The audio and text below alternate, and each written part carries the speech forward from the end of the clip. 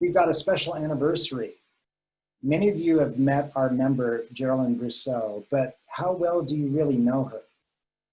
Do you know that she comes from a long line of Montana cowboys and cowgirls?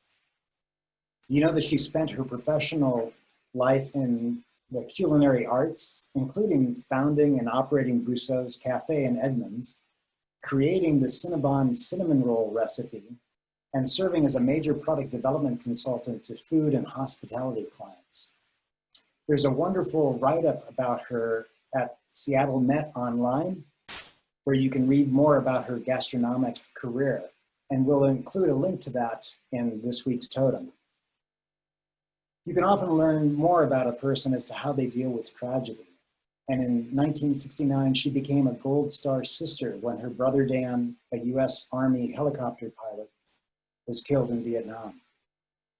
25 years ago this week, Geraldine and her late husband Dan decided to found an organization that would honor the losses on all sides of the war and begin building bridges. We've asked her here today to help her celebrate her PeaceTrees Vietnam journey. Geraldine?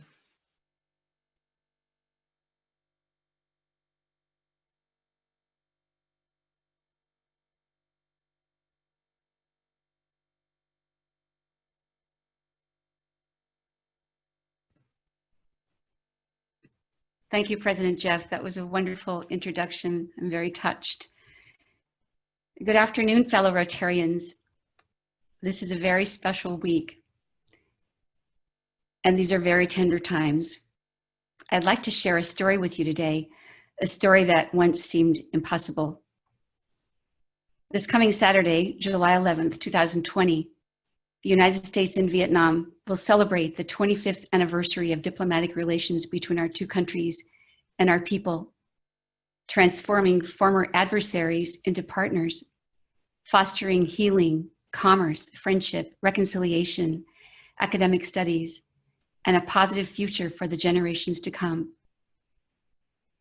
25 years ago, on July 11th, 1995, the day changed the course of history for our two countries, and a crack in the door opened for American families like mine, who had lost a family member in wartime, to reach out to the Vietnamese people, to honor their losses as well as our own, and to begin building bridges of trust and understanding between our people and our two countries. That day, the vision for PeaceTrees Vietnam was born. We knew we must move quickly to reach the Vietnamese people directly, to propose working together to heal the devastating consequences of the war through sponsoring clearance of landmines and unexploded ordnance remaining in the most war-torn areas. As Jeff said, my family lost my brother, Daniel, Lieutenant Dan Cheney, who was a US Army helicopter pilot, when he was shot down and killed, saving his fellow pilot who survived. Our Governor, Mike Lowry, distinguished Seattle citizens, Kay Bullitt, and Ann Stadler offered visionary support, and soon we landed in Hanoi. Leaders of the country welcomed us saying, "Come in, come in. It's time to close the past and open the future." We've been waiting for the American people for a very long time. We shared our ideas with them and were immediately invited to Quang Tri Province, the former DMZ, whom many of you know of, I'm sure, the most war-torn province of Vietnam, considered by some historians as the most severely bombed battleground in the history of the world. Quang Tri Province, about the size of King County, where more than 6.6 tons of munitions per person were expended during the war. 3 villages out of 1,100 villages remained when the war ended. 84% of the landmass today remains contaminated by unexploded bombs and landmines. We experienced the terror of walking alongside a minefield and the heartbreak of meeting a 6-year-old boy who had lost his hand, his eye, and his little brother when a bomb exploded in their family's garden. We signed an agreement with the provincial authorities that we would sponsor clearance of the explosive remnants of war and bring volunteers, including Americans, veterans, and their families, to plant trees and grow friendships on the safely cleared land. From that day, thanks to the U.S. Department of State, the U.S. Embassy in Hanoi, Seattle Rotary, and donors around the world, PeaceTrees Vietnam humanitarian demining teams have safely cleared 118,000 live munitions, landmines, cluster bombs, mortars, rockets, grenades, up to 2,000-pound bombs, provided 140,000 children with mine risk education to prevent accidents, built 18 kindergartens where 3,100 children attend, supported 215 landmine accident survivors, provided 2,300 scholarships to accident families for their children to go to school, and built the PeaceTrees Friendship Village for 100 landmine survivors, and recently expanded our demining operations from Quang Tri to Quang Binh province, the next province north of Quang Tri. 930 citizen diplomacy volunteers have planted more than 50,000 indigenous trees, peace trees, on safely cleared land, planting with the Vietnamese people. All of this is possible because of our extraordinary Seattle staff, our executive director, Claire Juncker, our program director, Crystal Oswald Harold, and our community outreach manager, Carly Stowe, and our extraordinary Vietnamese team, 15 people in our Quang Tri office and 140 Vietnamese deminers. And now in Quang Binh province, we have 15 office staff and 35 deminers about to begin our secondary demining program. And because of Rotary, Seattle 4 Rotarians have made a tremendous contribution to PeaceTrees' impact on the ground. PeaceTrees is deeply grateful to you for Rotary Foundation grants and for Seattle Rotarians playing an empowering role, building strong relationships with the Vietnamese people, increasing safety and well-being to ease the consequences of the war. The International Service Committee has funded mine risk education programs to reduce accidents for children and families. District matching grants support healthy gardens and healthy children, nutritional agricultural training programs for the ethnic minority people who do not speak Vietnamese in Quang Tri province. We're grateful to Rotarians who have served our country in Vietnam. Veterans, Carl Egge, Jim Leonardos, Admiral Tom Hayward, Jimmy Collins, and every veteran of every conflict who is a member of our club. Carl invited his Princeton class of 1965 to build the first PeaceTrees Vietnam kindergarten in honor of their two fallen classmates, Dave Hackett and Steve Kelsey, to build the PeaceTrees kindergarten in honor of their two fallen classmates. Admiral Tom Hayward and his family built the Good Heart Kindergarten near the Vietnam-Laos border to bring warmth and compassion to ethnic minority children who live in a very remote area. We're grateful to you for being community supporters, to friends like Ralph Monroe, a great friend of the Vietnamese people, who invited Governor Dan Evans to speak for PeaceTrees' 20th anniversary. And Mark Wright, who MCs our anniversary luncheons every year. We're grateful for Rotarians in our club who serve on the PeaceTrees Vietnam Board of Directors and have served: Linda Cheever, Cynthia Chereau, Tracy Garland, Mary Wagner, Dixie Ockley, and Skip Roland. And for traveling with our citizen diplomacy delegations to Vietnam, Kathy Gibson, Virginia McKenzie, Matt Albertson, Sarah Horrigan, and many, many others. And you're all invited to come with us when we can fly again. And thank you, Seattle Rotary, for helping us secure our $87,500 Rotary International Global Grant, now in process. The 2020 Rotary International Education Grant That is a district match and a Rotary International match, bringing the total to $87,500 for an educational empowerment program for the children in the poorest areas of Quang Tri Province.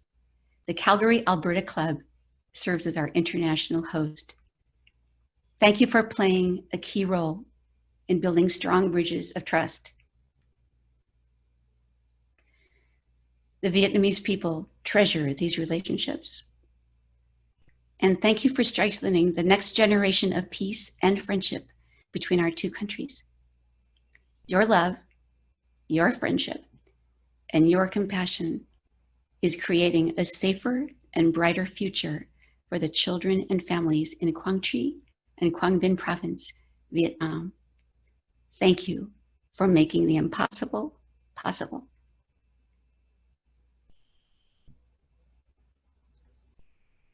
Thank you, Geraldine. We are so proud of you in this amazing accomplishment. Thank you for sharing that. Good afternoon, Rotarians. I'm Beth Knox, and it is my distinct pleasure to introduce Seattle 4's featured speaker on this day that marks President Jeff's first meeting of the Rotary year. I'm also proud to make this introduction for someone whose leadership style I admire and have worked to model since we first met. During my previous role as CEO of Seafarer, I had the privilege of welcoming new military commanders to the Puget Sound region, and often the timing would align that one of their first public events would be the Seafarer Torchlight Parade. Such was the case with Admiral Keith Taylor when he assumed command of Coast Guard District 13 in Seattle back in 2011. He served on the board of Seafarer and brought tremendous value through his various experiences in the military, the maritime industry, extensive finance background, and ability to problem solve complex circumstances. When Keith retired in 2013 after 30 years with the Coast Guard, it was those experiences and strong leadership skills that motivated Holland America Line and Seabourn to quickly hire him. After just 18 months, he was strategically chosen as Executive Vice President, Fleet Operations for the Holland America Group, a unit of Carnival Corporation serving Princess Cruises, Holland America Line, Seabourn, and P&O Australia. In this role, Keith has an enormous responsibility overseeing nautical, technical, safety, health, security, and environmental management, as well as all new ship builds, where he oversees operations for 40 ships that trade globally. Here to share one perspective on global maritime operations in a global pandemic is Keith Taylor. Keith? Thank you very much, Beth. It's great to be with you. How can you hear me? Great. Excellent. Good. Well, it's fantastic to be with Seattle Rotary. What a great organization. And a couple of things to start off with. First, Nick, your thought about service above self is so important, especially at this time. Something that I was steeped in with our core values in the Coast Guard for many years of honor, respect, and devotion to duty. And we all need to think about that in this time of a lot of change and unrest and lots of things going on across the globe, which I'll talk a bit about, but here at home as well. So that's important. And President Jeff, your thought about have you had enough of 2020 yet? I would say I'm pretty much all done with 2020 if I could be, given our business and the challenges we have faced dealing with a lot of things around the globe. We all know we're in a global pandemic. We've got economic unsettling things going on, and it's hard to say where all that lands as we go forward. We've got civil unrest and a dialogue that is starting here in the United States, but spreading across the globe. And everything is going on globally. And I have the distinct pleasure and the challenge of dealing with 40 ships that travel across the globe. Before I get started into my conversation, I would say that my time in the Coast Guard gives me a good background on having to take a perspective on things and learn and do reflection after the fact. And I would say as we look at the operations that we've had and things that have gone on over the last 5 months, we're at the very beginning of that process. So I hope as we get to the Q&A, which I want to get to quickly, you will bear with me. There may be some areas that I'm just not at liberty to get into today. As you might imagine, we have governmental authorities looking at our operations. There's likely to be litigation out there as well. So I think you will all truly understand that as we're at the very beginning here. But I do want to share my thoughts on where we are and where we're going, especially as it relates to the seafarer. I had the opportunity to speak to Seattle Rotary during my last couple of months in command as the district commander here. And during that time, I talked about how important the maritime is to us in the Pacific Northwest. And none of that is lost on any of you. I laid a picture out of just Elliott Bay. And if all of us in our mind's eye, some of you may be able to look out and see it, think about starting at the north, the Elliott Bay Marina and recreational boating, sailing, recreational fishing. You go to Pier 90 and 91, of course, this time of the year, we would have cruise ships at 91 on most Thursday, Friday, Saturdays, and Sundays and other days. The fishing fleet is there now as well, very important terminal. You go to the grain terminal, and I was always amazed at the amount of grain that is shipped out of the Pacific Northwest around the globe, and that goes on unabated and is very important to the global economy. You come closer to downtown, you've got Victoria Clipper. We're running cross-border high-speed ferries, not to be outdone by the Washington State ferries, one of the largest ferry systems in the world and world-renowned. We've got areas in the waterfront that are like every other place in the world where working waterfront has transformed into areas for commerce and restaurants and those type of things. And then you get into the terminal areas. And I can't forget my good friends in the U.S. Coast Guard with the nation's icebreaker fleet home ported here. The maritime is so important to us, and the reality is seafarers are what makes the maritime work, and that's what I want to talk to today. On the 25th of June, we celebrated the Day of the Seafarer. The International Maritime Organization, which is part of the United Nations, oversees, regulates, and sets standards for global trade when it comes to international ships moving about the globe, protecting the environment, ensuring safety standards are strong, etc. And one of the key things this year in the Day of the Seafarer was the plight of the seafarer. I would say, in my experience over the last 5 months, something I knew already after 30 plus years with the Coast Guard and almost 7 years in this industry is the seafarers are what makes it work. And the Secretary General said, just like other key workers, seafarers are on the front line in the global fight.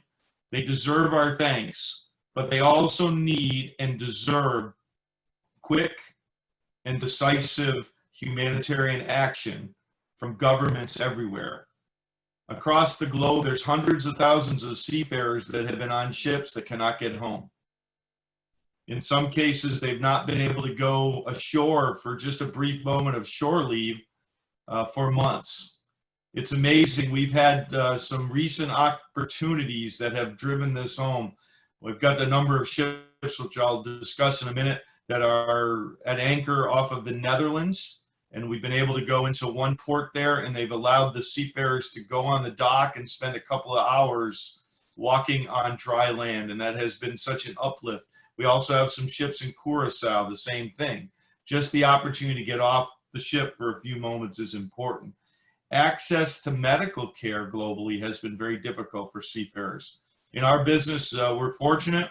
We have full medical centers on board our ships, and we have doctors and nurses, so we're able to provide a lot of care right on board for our teammates that are there. But many commercial ships, cargo ships, other ships don't have doctors and nurses aboard where they can get that care.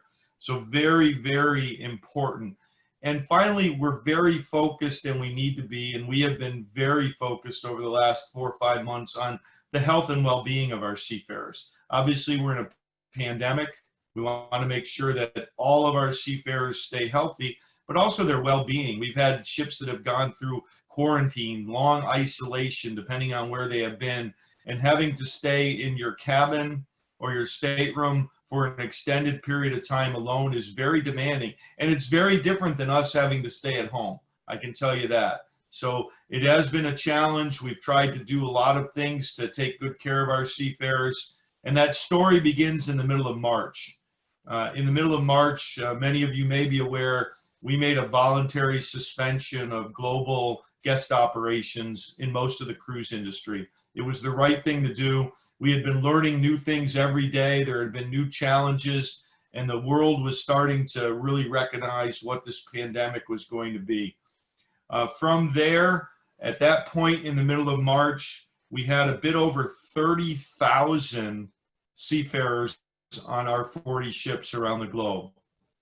And we had, once we got done with guest operations, and it took us a period of time to get all of our guests home, that was not easy in some cases as well. But once that happened, then it was how do we get all of our seafarers home? And many of you may have been on cruise ships. You know, we have a lot of people that work in the hotel side of the business, waiters, waitresses, cooks, people that take care of the accommodation, guest services, entertainers, all of those things that you would expect, in addition to our nautical and technical staff on board that maintain and operate the ship. At the time that we paused guest operations of our 40 ships, we generally had about 14 or 15 that were in Australia and Asia.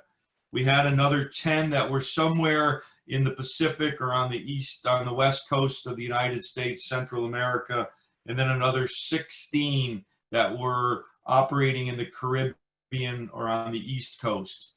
And we faced a big challenge. We were trying to fly people home to get them home, but the global system was not working. We made a big decision after a lot of discussion and a lot of planning and a lot of starts and stops that the best way to get people home was going to be to use the ships. So we came up with a global plan to take our ships and distribute them across the globe to be able to get our seafarers home. So on probably around the beginning of April to the middle of April, those ships embarked on what I would say is one of the largest movement of people around the globe I've probably ever seen. And we ended up at the end of that with, let's see, out of the Caribbean fleet, we had 6 ships that went across the Atlantic and went to Europe to get people home. And we had another 7 ships that went around the Cape of Good Hope, across the southern Atlantic Ocean, around the Cape of Good Hope, across the Indian Ocean to get our crew members home to Manila in the Philippines, Indonesia, and India. We did the same thing on the West Coast, and we sent a fleet of ships across the Pacific to Asia to get people home as well. So today we have ships distributed in about 5 ships somewhere off of Central America. We're operating in Panama, Costa Rica, and Mexico. We've got a few ships in the Southern Caribbean right now. We've got ships, as I mentioned earlier, that are at anchor off of the Netherlands, a few more ships at anchor off of Cyprus, and 20 or so ships that are still in Asia working to get people home. Big challenge. We have sailed over 320,000 nautical miles on our 40 ships to get people home. Very, very demanding and very challenging to do that. We've also had over 75 charter flights that we have done to get people home as well. And just to give you a little bit of the flavor, I said we had over 30,000 seafarers we needed to get home. We've gotten about 26,000 home so far, and about 4,000 to 5,000 need to stay on board the ships as our minimum manning to make sure that we can maintain and operate the ships safely and have them in a pause location for a various period of time. Over 10,000 people have been brought home to the Philippines. We've got another almost 4,000 to Europe, 4,600 that have been able to get home to the Indonesia, and about another 3,000 to India. That just gives you an idea of some of the broad areas that we've had to work on and places we have had to go. Some areas that have been pretty challenging. I talk about ships going across the southern Atlantic Ocean. People know that that is one of the largest expanses of water in the world. And what happens when somebody on the ship has appendicitis? We had to work tirelessly to get a ship into Brazil, non-COVID issue, but obviously there is concern and there is challenge anytime you want to bring somebody in with a health emergency. We were able to work it out. The Brazilians worked with us very closely. We had to divert the ship thousands of miles to get that crew member in. They were able to get proper health care, and I'm happy to say they're doing well and they're at home now, but a big challenge. In other cases, we had 24 ships in Manila Bay for weeks and weeks on end. When we first got there, we assumed we would be able to go in with some immigration and health protocols. We would be able to quickly and easily disembark the crew. It turned out that the Philippines instituted a 14-day quarantine for all of their nationals who were going to go home. About mid-stride, they decided that it was time to test. And I'm not taking exception with anything. It just proves that we learn more, things change, the rules have been constantly dynamic. We had to then do PCR testing for everybody on board. And with thousands of seafarers on ships waiting to go home in Manila Bay, that testing process took a long time. We are just about done with all that, but we had some ships that spent almost 2 months in Manila Bay going through that process to get people home. It was the right thing to do, and we wanted to make sure we did it well. Just recently, we're trying to get, now that we're getting people home, one of our big challenges is I've got a lot of people, as do other people across the globe. We have a lot of seafarers that have been on the ships for months. They're well over their normal contract lengths, and it's been a real challenge to get people in to relieve them and to get them home. And we have to do that rotation to make sure we have proper staffing on board to ensure that we can safely and with all the proper protocols operate the ship. We just had a charter flight yesterday from Europe with well over 200 people on board into Hong Kong. And Hong Kong has recently opened up to allow us to move seafarers with a special protocol. We had all of the people on the charter flight tested before they joined the flight. We think that's the right thing to do, and we did it. It turns out when they arrived into Hong Kong, overnight the authorities had determined that everybody needed to be tested on arrival as well.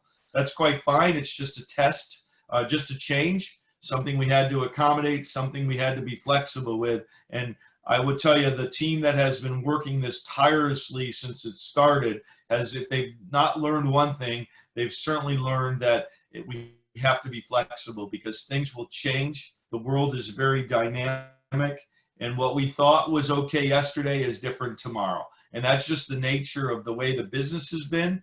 And this is without a doubt one of the key learnings from all of this is that we, as we look at the pandemic, every day we learn something new. And every day we have to incorporate that into our planning, and every day we have to be flexible. That's very difficult with thousands of people at sea on ships right now. Their patience has worn thin. They certainly are stressed. Their families are at home. They need to get home and see their families and take care of their families. So there's a huge humanitarian, passionate thing that we need to be mindful of here. And we're asking them to continue to operate and operate large, very complex ships in a very safe way. And they've done a tremendous job. And I could not be more proud of all of them that are out there because it's very important. One thing that I think we all recognize, and it's something that's taught in management and leadership all the time, and I certainly learned it many times over, sometimes by making mistakes when I was in the Coast Guard, but in other times making sure I focused on it. When in crisis, you can never communicate enough. So we have had a constant dialogue with our shipboard teams. Every day we do specific talking points for the captains on each of our ships to allow them to make announcements to the whole team on board. And we give them great detail about what we know. We let them know when we're challenged by port, coastal state, or home state rules, and that we're continuing to engage to make make the process work better, hopefully get our point forward to make sure that the governments know how hard we're working to get their nationals home, but also how willing we are to make sure we adjust to whatever the protocols are as we go forward. So this is an ongoing effort. You might have heard my phone in the background with incoming messages because we are still hard at work. We've got to get people rotated. We've got to get our ships into places where they can stay for a long period while we wait for the world to change around us and we can come back into service. So looking to the future, and I'll stop in just a moment so we can get to the questions. You know, more countries are opening up a bit and creating green lanes for seafarers. These are special protocols that allow seafarers to fly in, get through immigration, get to ships, and then let the people that they're relieving go home. Every country has unique protocols. Everyone is different and they change. And it has been a challenge. I think back only a month ago, India was completely closed. We could not bring a ship there and drop anybody off. There were no flights allowed into India because they were trying to manage a pandemic and control the spread of infection. They've since opened, and as I said, we've had the opportunity to get over 3,000 of our Indian crew home to their families, which we're very proud of and is very important. I think testing is going to be the key as it becomes more ubiquitous globally, because we're going to need to have good surveillance and good testing. We have a full range of public health protocols we followed for our teams on board, and we continue to be very stringent about that as well. And finally, we are in a pandemic. We can't forget that. Public health will drive the way forward, and public sentiment will drive the way forward. So we look forward to both of those continuing to evolve, and we're staying very close to that while our experts work behind the scenes to look to the future of how and when we might restart our operations and get our ships back into service. So the final thing I'd like to emphasize is spent 30 plus years in the United States Coast Guard. I was challenged with a lot of things. I worked with a lot of great people. I got to serve in a lot of great communities, Seattle being one of them. I have never been as challenged as I have been these last 5 months. It has been hard. It has been nonstop. It's been global. And the team that works for me, and many of you may know, we've had to make some very tough decisions. And we've got about half as many people now working for us here in Seattle than we did when this started.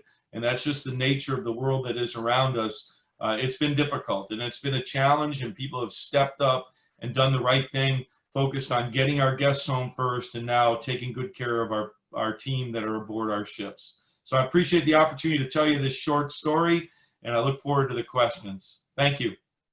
Keith, thanks so much. This is Ken Grant, and I'm going to be moderating some questions. We've got about 6 minutes left, and you've got this backlog of questions, so let's go. From one of your fellow military folk, Jimmy Collins asks, what tips would you offer to potential cruisers about when the conditions will be right for us to take families and friends to the sea on a cruise?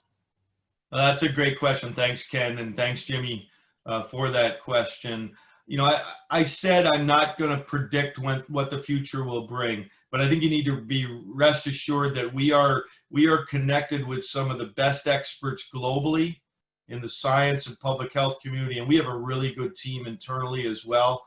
We're doing plans in the background because we have to really see where communities and countries and public health officials are as we go forward. It would be wrong to predict, and we're going to have to see how this pandemic plays out.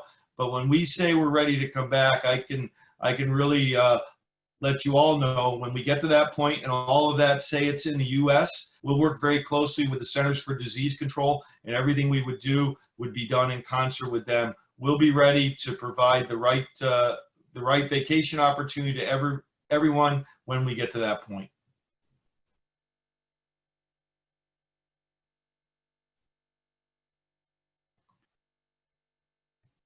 All right, next question from our friend Kathy. What responsibilities do the countries through which ships are registered have for the ships and crews? Seems to me that they have to provide services since they are taking the funds from the ship owners. Yeah, that's a great question. So we, as many of you are aware, we have flag states. I think one great example is the Netherlands, which is the flag state for Holland America Line. All of the Holland America ships are registered in Rotterdam in the Netherlands. We have a long history, obviously 145 plus years with the company starting in the Netherlands. I will say, I look across the globe, and since this started, the Netherlands has been tremendous. They have been a strong voice for getting seafarers home. They have been a strong voice for supporting our ships. We currently have 4 ships off of the Netherlands right now, and they have been tireless in their efforts to make sure that we have been able to use Amsterdam as a great hub to move people in and out. They have advocated for us across the globe. Their embassies have been active in every place we've needed to get people home. And we also have the UK as one of our flag states for Princess Cruises and P&O Australia. We have the Bahamas and we have Bermuda. And I would say that all of them have an obligation, and all of them are different in size, different in the ability to influence the international community, but all have played a role. All right, so here's an interesting question from our friend Virginia. If the cruise industry contracts, will the cruise companies need to sell some of their cruise ships? And if so, who would buy the cruise ships? And if so, how would they be repurposed? Well, that's a large and very big and very complex question. I think it's hard to predict exactly how things, like many industries right now, at the end, how things will shake out. So I think the answer to that will be we'll have to see as we look at how long this goes on, what the future holds for cruise, and really what the future holds for the leisure industry, travel. All of those things will, I think, really lead us to where that end point will be as how things look at the end and when we come back into service. Okay, I've probably got time for one more question from your friend Beth Knox. Regarding responding to the pandemic is mostly a learn-as-you-go process, which is what you talked about.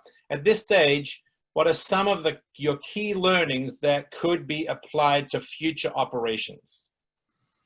So I think that's a great question. Thanks for asking. And I did make the point we're learning every day, but also having a solid foundation before you have to learn.